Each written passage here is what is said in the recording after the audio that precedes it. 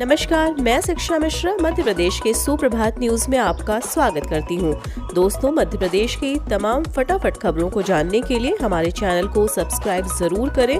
साथ ही comment section में जरूर बताएं कि आप मध्य प्रदेश के किस जिले से हमारे न्यूज को देख रहे हैं। तो चलिए शुरू करते हैं खबरों को, जानते हैं आज के मुख्य समाचार। एमपी में 17 से 30 सितंबर तक रक्तदान संकल्प अभियान, प्रशासन ने की ये अपील। मध्य प्रदेश में 17 से 30 सितंबर 2022 तक रक्तदान महादान का संकल्प अभियान चलाया जा रहा है।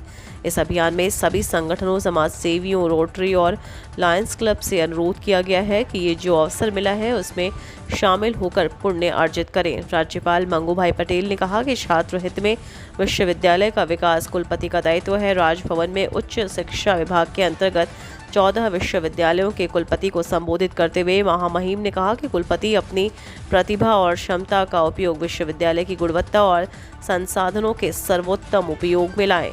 इसी के साथ उन्होंने विश्वविद्यालय की शैक्षणिक और प्रबंधकीय व्यवस्थाओं को उत्कृष्ट बनाने के लिए सबका सहयोग और सुझाव प्राप्त करने के लिए भी कहा। साथ ही रिक्त पदों की पूर्ति समय सीमा में अनिवार्यतः करने की बात पर जोर दिया। खाद पर शिवराज सरकार का बड़ा फैसला, किसानों को मिलेगा लाभ, आदेश जारी। शिवराज सरकार ने किसानों के हित में एक बड़ा फैसला लिया है। सीएम शिवराज सिंह चौहान के निर्देश के बाद सहकारिता विभाग ने प्राथमिक कृषि साख सहकारी समितियों से प्रदेश के सभी किसानों को रासायनिक उर्वरकों की उपलब्धता सुनिश्चित कराने के आदेश दिए हैं। मध्य प्रदेश की मंत्री उषा ठाकुर का बयान, कुरान अनुमति दे तो ही गरबे में आए मुस्लिमों को गरबा में प्रवेश को लेकर शिवराज सरकार की संस्कृति मंत्री उषा ठाकुर ने फिर एक बड़ा बयान दिया है। उन्होंने कहा कि यह शक्ति की आराधना का पर्व है। यदि मूर्ति पूजा में मुस्लिमों की आस्था है तो उनका स्वागत है। कुरान या धर्मशास्त्र उन्हें अनुमति देते हैं तो ही वे आएँ, केवल मनोरंजन के लिए ना आए। माँ, बहन, बेटी या पत्नी को लेकर आए। उन्होंने कलेक्टरों को निर्देश दिए कि बिना पहचान पत्र किसी को गरबा में प्रवेश ना दें। अफ्रीका से 3 चरणों में लाकर बसाए जाएंगे चीते, कूनो में 4 और आएंगे। श्योपुर के कूनो नेशनल पार्क में नामीबिया से आने वाले 8 चीतों के बाद भी भारत में दक्षिण अफ्रीका से चीते लाने का सिलसिला जारी रहेगा। 3 चरणों में लगभग 80 चीते भारत ले जाएंगे। उन्हें कूनो के अलावा मध्य प्रदेश के गांधी सागर अभ्यारण्य, नौरादेही अभ्यारण्य में बसाया जाएगा। मध्य प्रदेश में सबसे ज्यादा अफ्रीकी चीते लाए जाएंगे। दक्षिण अफ्रीका से आने वाले चीते सुरक्षित रहे, उनकी जल्द वंश वृद्धि हो और देश का पर्यटन क्षेत्र भी फले फूले, इसलिए कूनो अभ्यारण्य के अलावा देश के कुछ और चुनिंदा अभ्यारण्य में अफ्रीकी चीते छोड़े जाएंगे। नीति आयोग में निकली कई पदों पर भर्ती। नीति आयोग ने हाल ही में भर्ती के नोटिफिकेशन जारी किए हैं, जिसके मुताबिक कई कंसल्टेंट और यंग प्रोफेशनल के पद पर उम्मीदवारों की भर्ती होगी। कुल वैकेंसी की संख्या 28 है। 6 पद कंसल्टेंट पद पर और यंग प्रोफेशनल के पद पर 22 वैकेंसी है। नौकरी की चाह रखने वाले उम्मीदवार 12 अक्टूबर तक आवेदन कर सकते हैं।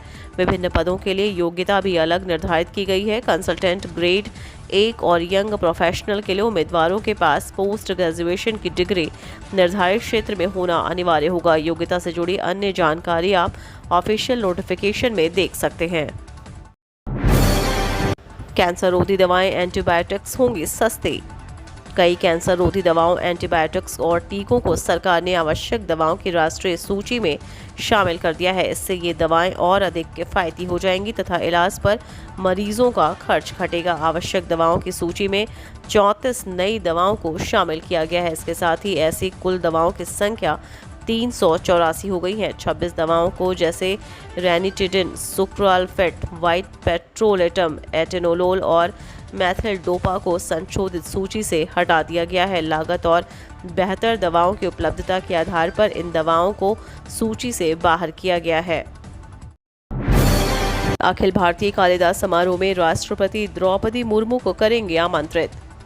देव प्रबोधिनी एकादशी से होने वाले 7 दिवसीय अखिल भारतीय कालिदास समारोह की तैयारियों के लिए स्थानीय समिति की बैठक सोमवार दोपहर अभिरंग नाट्य गृह में हुई। अध्यक्षता प्रदेश के संस्कृति, पर्यटन एवं धर्मस्व विभाग की मंत्री उषा ठाकुर ने की। उन्होंने कहा कि समारोह को अद्वितीय बनाने में कोई कसर नहीं छोड़ेंगे। समारोह के शुभारंभ समारोह में राष्ट्रपति द्रौपदी मुर्मू को आमंत्रित किया जाएगा। वे स्वयं आमंत्रण देने जाएंगे। उन्होंने समारोह में जन भागीदारी बढ़ाने के लिए वार्ड स्तर पर समितियां बनाने और कलश यात्रा को और अधिक विराट रूप देने की बात कही। परीक्षाएं देरी से प्रारंभ होने से डीएड का सत्र हुआ लेट।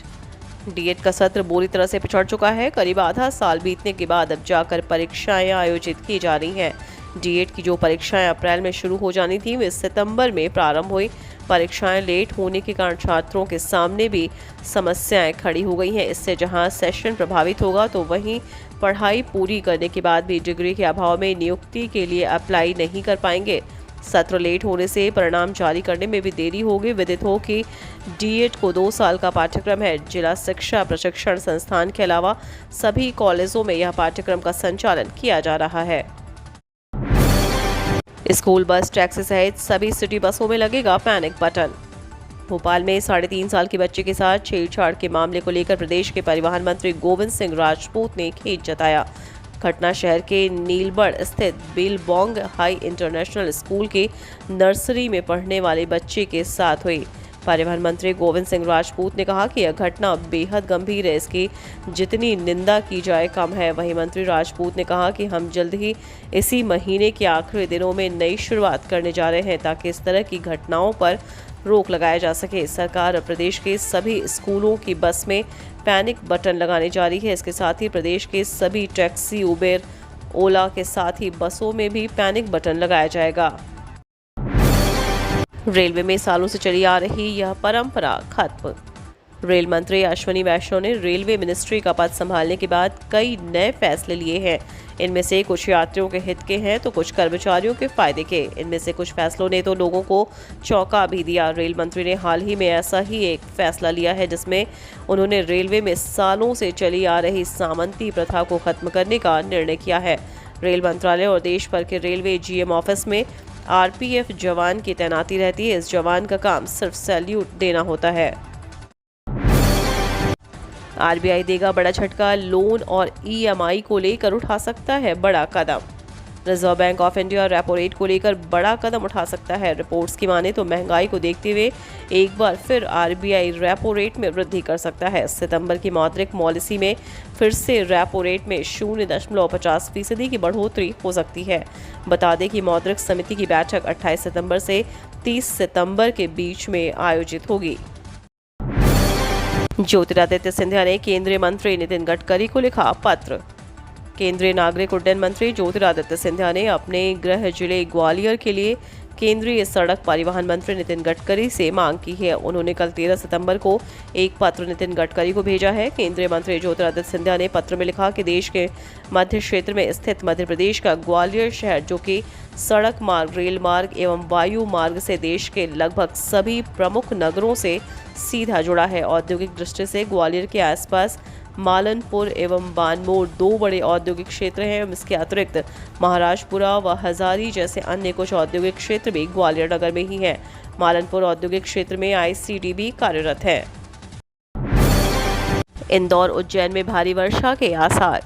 अलग अलग स्थानों पर सक्रिय 3 मौसम प्रणालियों के असर से बंगाल की खाड़ी एवं अरब सागर से लगातार नमी आने का सिलसिला बना हुआ है, जिसके चलते मध्य प्रदेश के अधिकतर जिलों में रुक रुक कर वर्षा हो रही है। राजधानी में मंगलवार शाम 5:30 बजे तक सीजन की कल 1782.7 मिलीमीटर वर्षा हो चुकी। मौसम वैज्ञानिकों के मुताबिक बुधवार को भोपाल, इंदौर, उज्जैन, नर्मदापुरम, जबलपुर संभागों के जिलों में झमाझम वर्षा होने की संभावना है। विशेषकर इंदौर, उज्जैन संभागों के जिलों में कहीं कहीं भारी वर्षा भी हो सकती है। लाखों शिक्षकों के लिए महत्वपूर्ण खबर, भरे जाएंगे रिक्त पद। प्रदेश में जल्द शिक्षकों की भर्ती की जाएगी। इसके लिए प्रक्रिया शुरू कर दी गई है। दरअसल कई वर्षों से ग्रामीण क्षेत्रों में शिक्षक की भर्ती न होने की वजह से कई स्कूल शिक्षक विहीन हो गए। प्रदेश में शासकीय स्कूलों के शिक्षकों को गांव में 10 साल तक गांव में पढ़ाना अनिवार्य किया गया है। अब ग्रामीण क्षेत्रों के रिक्त पड़े स्कूलों में 70% पद भरे जाएंगे। इससे शैक्षणिक व्यवस्था में सुधार की प्रक्रिया पूरी होगी। दरअसल स्कूल शिक्षा विभाग द्वारा जारी नवीन स्थानांतरण नीति में उल्लेख किया गया है, शासकीय स्कूल के शिक्षकों को ग्रामीण क्षेत्रों के स्कूल में भी पढ़ाना होगा। इससे पहले स्थानांतरण प्रक्रिया में ग्रामीण क्षेत्रों से कई शिक्षक शहरी क्षेत्र में आ गए हैं, जिससे अब शहरी क्षेत्रों में शिक्षकों की अतिशेष संख्या बढ़ गई है, लेकिन शिक्षकों के स्थानांतरण सुरक्षित नहीं होंगे। रूफटॉप सोलर नेट मीटर कनेक्शनों की संख्या में बढ़ोतरी। मेरी छत मेरी बिजली की भावना से मालवा और निमाड़ के लोग सतत ही सौर ऊर्जा की ओर आकर्षित हो रहे हैं। घर, दुकान, मॉल्स, औद्योगिक परिसर, कार्यालयों की छतों, स्कूल, कॉलेजों आदि में सूरज की किरणों से बिजली तैयार की जा रही है। रूफटॉप सोलर नेट मीटर योजना के तहत प्रति माह उपभोक्ता आकर्षित हो रहे हैं। इनके बिजली बिल में कमी आ रही है, साथ ही ग्रीन एनर्जी को भी बढ़ावा मिल रहा है।